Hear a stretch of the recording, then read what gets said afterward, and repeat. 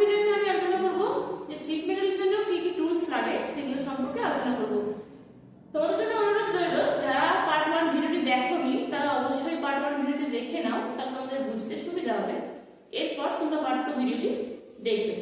দেখো, শীট মেটালের জন্য যে সমস্ত ধরনের টুলগুলো লাগে, কি কারণে টুলগুলো লাগে না, বাজারে যখন আমরা শীট মেটালটা নিয়ে আসি বাজার থেকে, সেটা অনেকটা বড় আকারে পাওয়া যায় এবং সেটাকে রোলিং ফোল্ডিং আকারে সেটাকে পাওয়া যায়।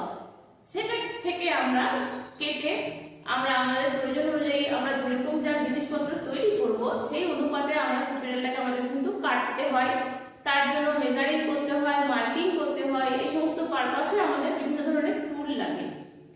তো আমাদের ফিটার ওয়ার্কশপেও ধরো শীট মেটালের বিভিন্ন ধরনের যে টুলসগুলো বানানো হয়, শীট মেটালের একটা আলাদা চ্যাপ্টার আছে আমাদের ফিটারের জন্য।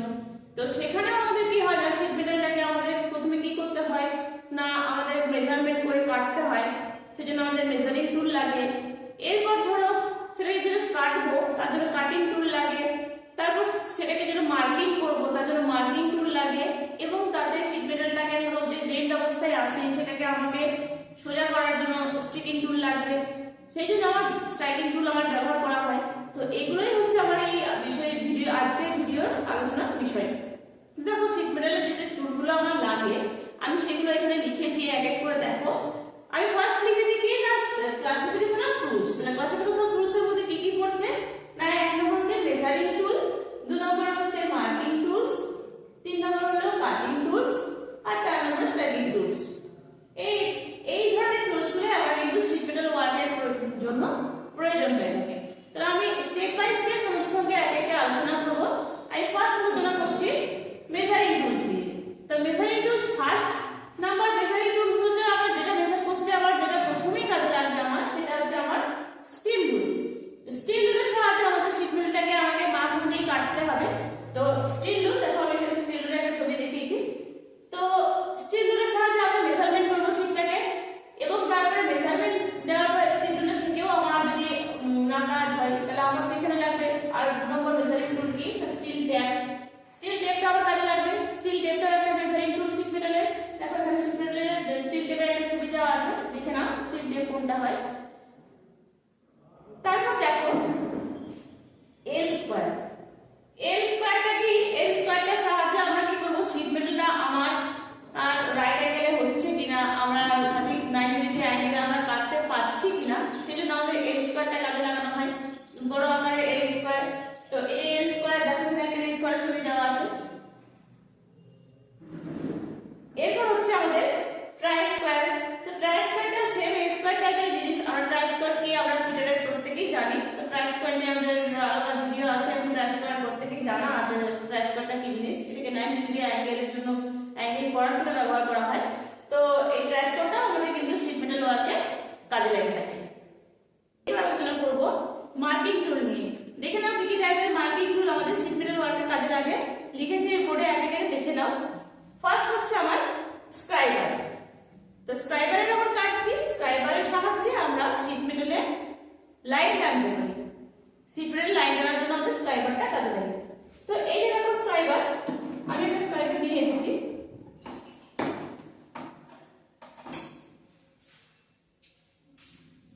এই যে স্ক্রাইবার।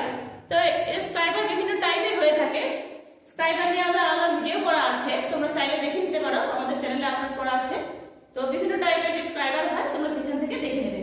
তো এর মেইনলি কাজ হচ্ছে আমার যে শীট মেটালের উপর আমাদের যে লাইনটা আমাদের ড্র করা হয়, এই স্ক্রাইবার দিয়ে আমরা লাইনটা ড্র করে থাকি। এরপর দেখে নিই কি আছে। এরপর নেক্সট আছে আমার 2 নম্বরে আছে আমার ডিভাইডার। তো ডিভাইডারের আমার কাজ কি না, ডিভাইডারের সাহায্যে আমরা শীট মেটালে কোনো আর্ক বা সার্কেল আমরা আঁকতে পারি।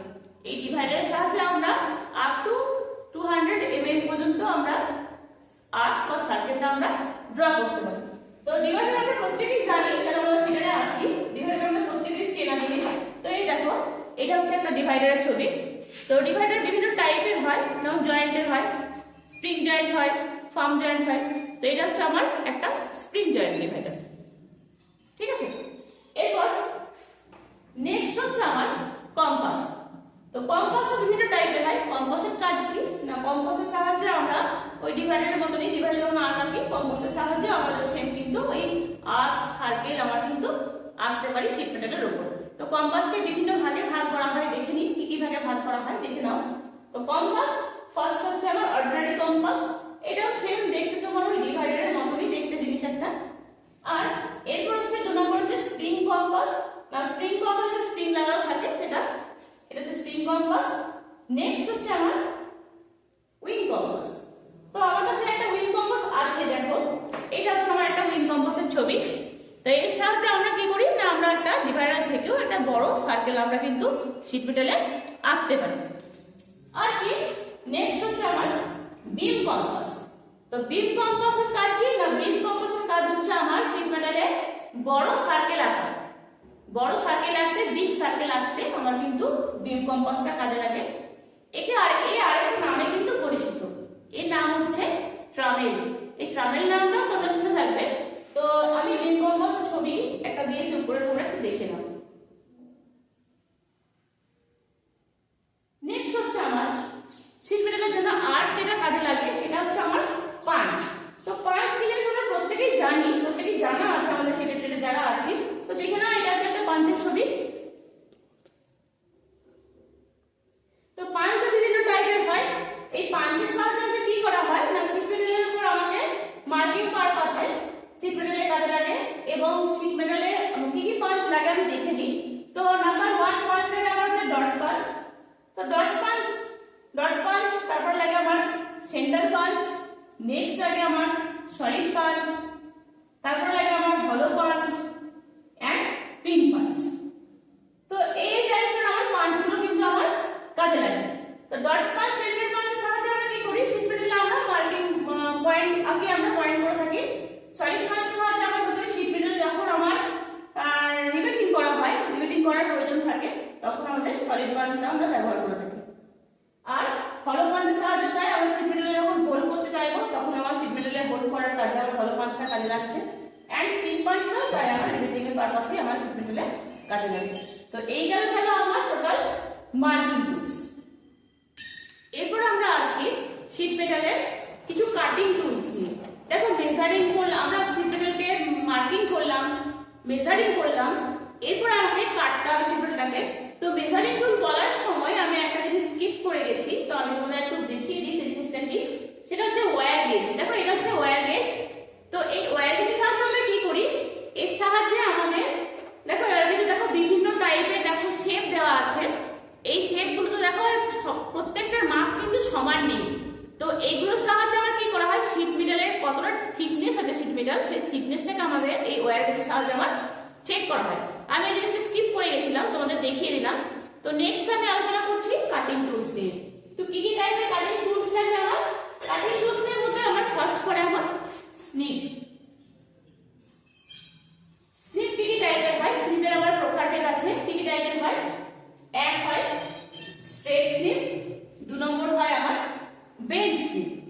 তো স্ট্রেট স্নিপ, বেন্ড স্নিপ এই যে আমি স্পেসিফিকেশন করলাম এটা কিসের ভিত্তিতে না স্নিপের যে আমার শেপটা সেই শেপের ভিত্তিতে। তো দেখো এই একটা আমি স্ট্রেট স্নিপ নিয়ে এসেছি, এটা হচ্ছে একটা স্ট্রেট স্নিপের ছবি। আর এই দেখো এটা একটা স্নিপ নিয়েছি, এটা হচ্ছে আমার বেন্ড স্নিপের ছবি। তো স্ট্রেট স্নিপ, বেন্ড স্নিপে কি দেখে আমি সেটাকে আমি ক্লাসিফাই করব না। দেখো এখানে স্ট্রেট স্নিপের আমার যে ব্লেডটা আছে, এটা ব্লেড বলা হয় এই জায়গাটা। তো এই যে ব্লেডটা আছে এই ব্লেডটা আমার কিন্তু স্ট্রেট। তো এটা আমার কি কাজে লাগে না আমি যখন শীট মেটালটাকে স্ট্রেট ভাবে কাটবো তখন আমার এটা এই স্ট্রেট স্নিপটা কাজে লাগে। এবং আমাকে যখন শীট মেটালটার মধ্যে কোনো সার্কেল কাটতে হবে শীট মেটালের ওপর তখন কিন্তু আমার এই বেন্ড স্নিপটা কাজে লাগে। এর দেখো যে ব্লেড পোরশনটা সেটা কিন্তু বেন্ড করা আছে, সেই জন্য এর কিন্তু নাম হয় বেন্ড স্নিপ। ঠিক আছে, আশা করি তোমরা বুঝতে পারলে। তো এর যে তোমার পার্টস আছে সেটাও তোমার, এটা হচ্ছে ব্লেড, এই জায়গাটাকে বলা হচ্ছে পিভট, আর এই জায়গাটাকে বলা হচ্ছে আমার হ্যান্ডেল বলা হচ্ছে। তো একে আমার যদি স্পেসিফিকেশন করা হয় তাহলে আমি কিভাবে স্পেসিফাই করব না আমার এর যে কাটিং পোরশনটা আছে এই ব্লেডটা এবং এর যে ওভারঅল বডি সেই দুটোর উপর ভিত্তি করে আমি কিন্তু এর ক্লাসিফিকেশন করব। তাহলে আমি একটা এক্সাম্পল হিসেবে কি বলতে পারি না 200 স্ট্রেট স্লিপ। তার মানে কি দাঁড়াচ্ছে না আমার যে স্টেপ স্লিপটার মাপ কত না 200 কোনখান থেকে কত পর্যন্ত, এই যে আমার এই কাটিং পোর্শন থেকে আমার এই হ্যান্ডেলের শেষ পর্যন্ত, এটাই হলো আমার এই স্লিপটার মাপ। তো এটা গেল স্লিপ। তো স্লিপের সাহায্যে আমরা কি করি না আমরা 1.2 থিকনেস পর্যন্ত স্লিপকে আমরা এই স্লিপের সাহায্যে কাটতে পারবো। এরপর দেখো নেক্সট হচ্ছে তাহলে এখন প্রশ্ন হচ্ছে এই 1.2 এর চেয়ে বেশি যদি থিকনেসের আমার শীট হয় তাহলে আমার বেশি থিকনেসের শীট আমার হতেই পারে, তখন আমি কি দিয়ে কাটতে পারি? তখন আমি যেটা দিয়ে কাটতে পারি সেটা হচ্ছে আমার হচ্ছে শেয়ার। তো শেয়ারের সাহায্যে আমরা কি করতে পারি না আমরা 1.2 এর বেশি থিকনেসের আমরা শীটকে কাটি। তো আমি এখানে দেখো একটা শেয়ারের ছবি দিয়েছি,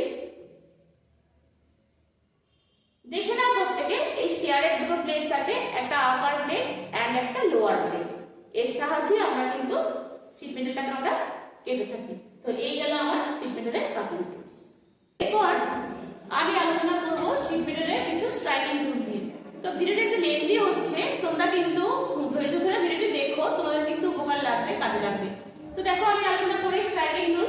স্ট্রাইকিং টুলের মধ্যে আমরা কি কি করবে আমার, সেটা হচ্ছে আমার হ্যামার। এই হ্যামার কি জিনিস আমরা প্রত্যেকে কিন্তু জানি, হ্যামার নিয়ে আমরা আলাদা ভিডিও কিন্তু আমাদের চ্যানেলে করা আছে, তো তোমরা প্রত্যেকে দেখে নিতে পারো। তবে আমি ডিটেইলসে একটু বলে দিচ্ছি, এখানে আলোচনা করছি। তো হ্যামার কি কি টাইপের হয়, এখানে হচ্ছে আমার ball peen hammer, cross peen hammer, straight peen hammer and mallet. এগুলো কিন্তু আমাদের মেইনলি শীট মেটাল ওয়ার্কে কাজে লাগে, এছাড়াও বিভিন্ন টাইপের হ্যামার পাওয়া যায়। তো বল পিন হ্যামারের সাথে কি হয় না, এটা আমি একটা বল পিন হ্যামার নিয়ে এসেছি, দেখো এটা হচ্ছে একটা বল পিন হ্যামার। তো বল পিন হ্যামারে এই যে পিন পোরশনটা, এই পিন পোরশনটা কোথায় কাজে লাগে, আমি যখন রিভেটিং করব তো রিভেটিং এর যে হেডটা আছে সেই হেডটাকে এক্সপ্যান্ড করার জন্য আমার কিন্তু এই বল পিন হ্যামারটা শীট মেটাল ওয়ার্কে কাজে লাগে। আরো আছে cross peen hammer, straight peen hammer, সেগুলোকে আবার কি করতে হয় শীট মেটালে আমাকে কি করতে হয় শেপ দিতে কাজে লাগে, ডিজাইন দিতে কাজে লাগে শীট মেটালের উপর। এবং যে ম্যালেটটা আছে এটা হলো ম্যালেট, দেখে নাও। তো ম্যালেট হচ্ছে একটা উডেন হ্যামার। তো মেইনলি আমার শীট মেটালে যে হ্যামারটা কাজে লাগে সেটা হচ্ছে আমার ম্যালেট। কেননা শীট মেটালে যাতে আমার কোনো স্ক্র্যাচিং দাগ না পড়ে সেই জন্য কিন্তু আমরা এই ম্যালেটটাকে বা কাঠের হ্যামারটাকে আমরা কিন্তু ইউজ করে থাকি। তো আমাদের জেনারেলি শীট মেটালে এই ম্যালেটটাই কাজে লাগে। তো এইগুলো গেল আমার স্ট্রাইকিং টুল। তো আমি এই আজকের ভিডিওতে তোমাদের সমস্ত রকম টুলস নিয়ে আলোচনা করলাম। কি কি টুলস নিয়ে আলোচনা করলাম আমি আরেকবার রিপিট করি, সেটা হচ্ছে আমার measuring tool, marking tool, cutting tool and striking tool. তো আমি ডিটেইলসে আলোচনা করলাম। যদি তোমাদের ভালো লাগে তাহলে তোমরা লাইক, কমেন্ট এবং শেয়ার করো এবং চ্যানেলটিকে অবশ্যই সাবস্ক্রাইব করো। ভিডিও দেখার জন্য অসংখ্য ধন্যবাদ। আমি এখানে শেষ করলাম। Thank you.